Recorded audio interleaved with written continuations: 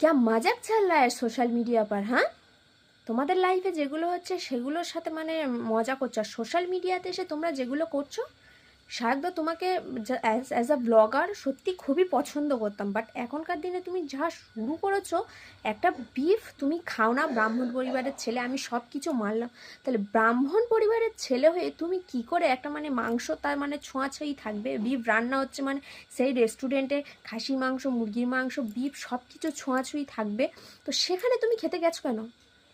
সেখানে তুমি খেতে গেছো কেন? তুমি যখন জানো তুমি একজন ব্রাহ্মণ পরিবারের ছেলে, তুমি কোনোদিন গোমাতাকে খাওনি, ইচ্ছা করে খায়নি ওরা, ভুল হতেই পারে, ঠিক আছে, ইচ্ছা করে খায়নি ওরা, তুমি কেন খেতে গেছো? সবার কাছে এইটাই প্রশ্ন।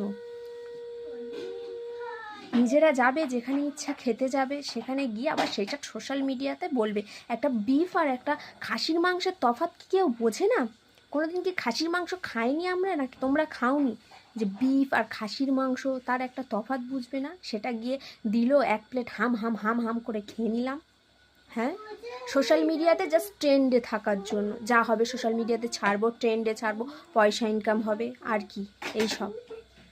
একটা বিফ মানে দিচ্ছে আমাকে, সে হয়তো ভুলবশত কোনো কারণে হয়তো দিয়েছে, সে মুসলিম হোক হিন্দু হোক, আমি জাতি ধর্মের ভিতরে যাচ্ছি না, কিন্তু সেই রেস্টুরেন্টে বিফ বিক্রি হচ্ছে, আমি যাবো কেন?